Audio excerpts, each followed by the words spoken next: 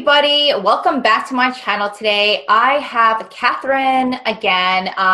For those of you who have been following me on my YouTube channel, in my Amazon FBA winners Facebook group, you know that Catherine is one of my success stories. She's been absolutely killing it on Amazon. So that's why I want to do a follow-up with her. It's been 6 months and I'm just dying to know about Catherine's business. I have my questions here for Catherine. And I'm talking too much right now, but we did not prepare any of this. So I'm just going to spit out questions at her. But Catherine, how are you today? I'm well, thank you. How are you? Thank you for having me again. It's exciting. Feels like a long time or a lot of work, either or. I know, because you found me last year. You found me last summer, I think. So I really want to know what's been happening and everything else. Yeah, pretty good. We've been busy, super busy, and I felt like I was on the verge of burnt out coming April. So I had to get away, turn my phone off, and just let things run for a little bit. And yeah, but it's busy, but it's, you know, it's busy good. It is. Yeah, I agree. I agree. Once you get your business up and running and everything's kind of passive, we still have challenges, and that's what I want to talk to Catherine a little bit about. So Catherine, how do you manage your Amazon FBA products and everything while you're traveling? Because I just did this myself, and I was still working a little here and there every day, right, when you have your own business. But how has it been going for you when you're traveling? Well, it's going well. The most frustrating part is internet connection because when you're trying to communicate or upload a document or something, I travel at the same time as I was due to send back my tax return. So that was a lot of back and forth with the CPA and the accountant, which is, you know, territory that was completely new to me, and I just wanted to get it right, you know. And yeah, so that was frustrating. As frustrating as it can be to be at the bottom of a wonderful, beautiful volcano in South America and struggling for internet connection, I suppose, you know, first world problems. But yeah, it was still great. It was still great, you know, putting your feet up, having a coffee with this wonderful landscape and having a little bit of a taste of all that guru lifestyle that you've seen advertised. Yeah. And I could do this for a living. It's real. It's actually, yeah. Yeah. Yeah, I mean, I took my real so-called time off, or whatever you want to call it. I did that too when you were kind of on your vacation, and let me tell you, like it's so nice. It's so nice. So sometimes when people see successful sellers on YouTube and they're always traveling, it's possible. It's just we're still working though, right? I mean, that's the whole part about running a business. I was talking with a fellow friend from the group the other day, and it's true. The Amazon brain is a thing, and you are 24/7 thinking about it, falling asleep thinking about it, thinking what you're going to do tomorrow, who you have to reply, and that customer that's complaining because Amazon lost their package and still writing to you. And you're thinking of all of these things, even if you're not actually doing any work on the computer or planning or trying to, you know, bring up the numbers to see that everything is under control. So, you know, you're still 24/7, you never get to go home. That's probably the downside, that you have to be religiously try to make some time for yourself and, you know, not get burned. Work-life balance, but hey, still better than a 9-to-5 job, right? Oh, what's that? I agree. I'm like, what? No, we don't do that. We don't do that around here. No, I mean, yeah. So how about a revenue? I'm sure everybody's dying to know, okay, how much are your sales revenue, profit margin, and everything else? How's the money going? How much are you making now? What do you think? No, money's going well. We've been very, very dedicated. We are spending money on the right things, I believe. We have appointed a bookkeeper. We are working a method that's, I'm not sure if you've ever heard of it. It's called Profit First. So we are learning how to manage our numbers because we have no, you know, background on it at all. So we're just trying to make it work and be organized and stay on top of it, which means, again, investing on the right kind of things. Like, you know, when you start to invest in knowledge, you know, when you are coming along, invest on, you know, a bookkeeper or a CPA or software or, you know, all the tools that you actually need to make it work. A real business. So, it's going well. We I was very excited when we broke, I think coming month 6, I think I shot you a message at the time and I said, I just completed $250,000 of revenue in like 6 months, and it was insane. It was great. So that was about 2 months ago. Now we are on just over $350,000 in revenue. And what's great is that we have had great feedback for our product. It's organically selling. We're not investing on any kind of advertising whatsoever. We go insane amount of badges and Amazon choices and this and that. And our products show like a complete 5-star because we have a 4.9. We have 2 products. Both of them are 4.8 and 4.9. So they look like 5 stars. So trying to milk this situation of the 5-star great looking listing, I actually bump up the prices by $3 each. And it worked in your favor, I remember you saying. And it went, I mean, sales didn't decrease at all. And that means that we're now working at, I think it's something in the region of a 42% revenue, net profit. That's crazy. Pretty quick. So, I know people like to know numbers, but I will say that comfortably, whatever between $20,000 to $24,000 profit a month after taking the running the business cost. And that's only 2 products. So that's crazy. That's absolutely crazy. And that's steady for you. And I'm just so glad, things have been still great for you. And they're only getting better. So are you launching like a 3rd product? Like what's the future plan? So both our products are a little bit different from each other. And we are launching a new product in each line. So we're launching 2 new products, hopefully within the next month. It's taken us a long, long time to launch these products because we're literally being so careful till the very last detail of it. And it's very, very customized. So there's not going to be, it's still a commodity, but it's different than all the current offer. And I think that's really going to pay off because it's what paid off with the first product. We're not reinventing the wheel. We're just making it a little bit more different by including all the comments we have gathered from the reviews people leave and all our competitors. So hopefully that's going to be good. And probably a month from now, we should be ready to be launching those 2 new products, which, the logistics of the listing and all that still needs to be sorted, but we're now at the final stages of our samples.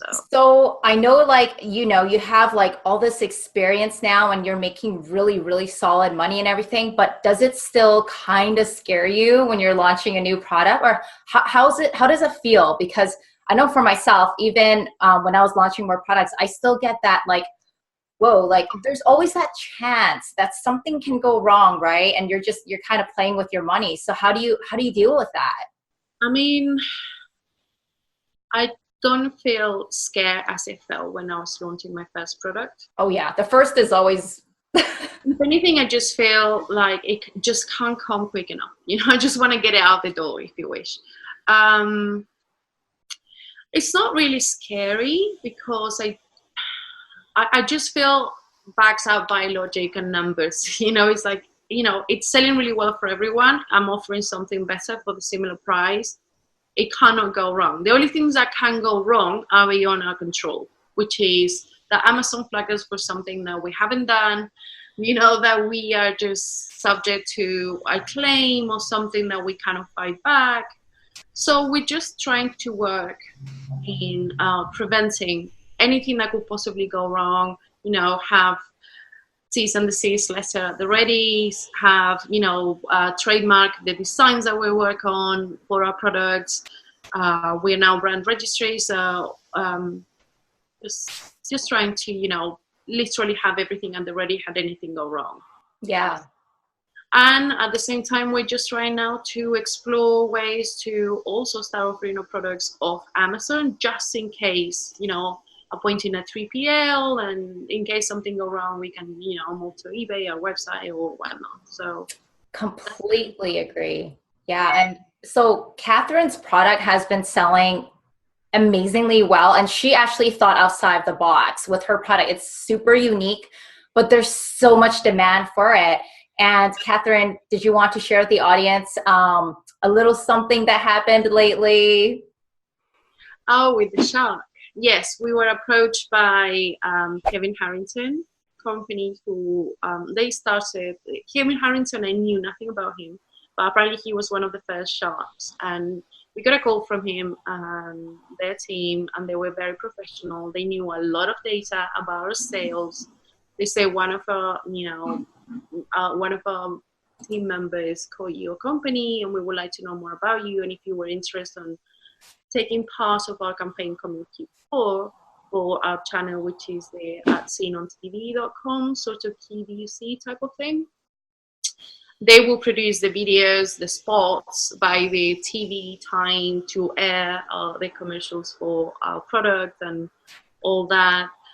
But the initial, the financial commitment we have to do to get the spot recorded and all of that, it's just something that at this stage we decided against, because we think that we better spend that money on driving traffic to our own website now that we are at this stage of the business, just to have another source of clients coming to buy our product, just in case Amazon was to kick us out or suspend us or whatever, because that's still very scary. We don't do anything wrong, so I go to bed and I sleep super well. I don't ask for anything, don't need reviews. My family doesn't buy a product. I mean, my friends don't even know what we do, so it's just... Neither do mine. It's just like we try to do everything right just to be, we can be relaxed about it, because, how can you possibly go to sleep knowing that everything can be taken away from you tomorrow?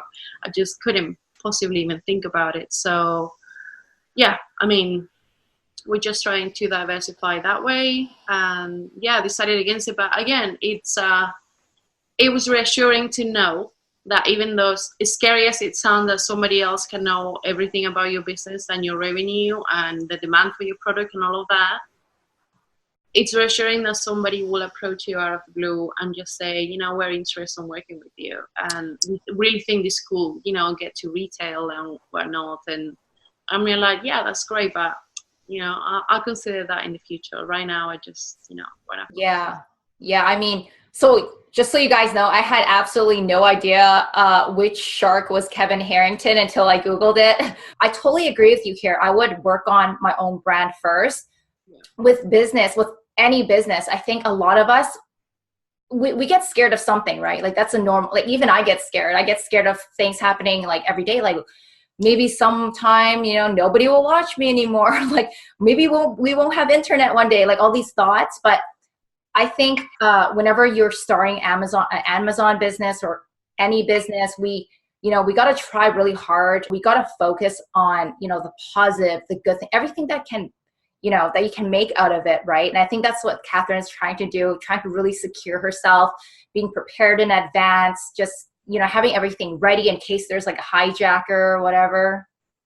Yeah, I mean, you can do this. You can learn from people saying, hey, this happened to me. So you can actually take some time every day and learn and say, okay, what if this happens to me? What would I do then? Okay, maybe I do need to have the name of a lawyer that works on suspensions at hand. You don't want it to hit you in the middle of your month, or let's say worst case scenario Q4, and you are a month out of being able to sell your product and are left with it. I mean, that's a horror story that I keep replaying, because I'm really going to go big this Q4. I'm literally going to throw everything out of the window, because I mean, I'm determined I want to hit the $1 million revenue this year. And I know it sounds crazy. It sounded crazy last year. I mean, a year ago, I was here drinking coffee, not earning a penny.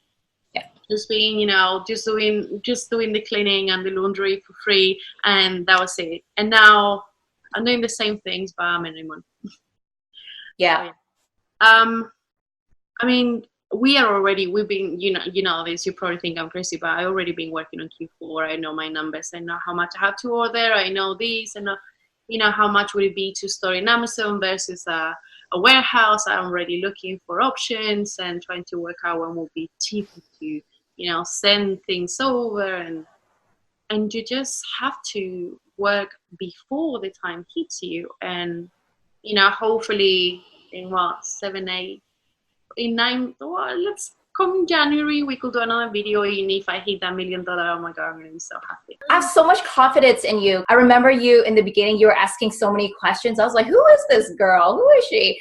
And then boom, like it just exploded with you. You have to ask. There is no stupid questions. Just stupid people who don't ask any questions. Yeah, and we all start somewhere. I mean, even for me, if anyone looks back at, my questions in my own group since day one, I ask stupid questions too, but that's how we all learn. And you guys get involved in a good community. I know we have a good one, FB Winners Facebook group. Like, just read people's questions, see what, learn from each other. I have so much more to learn.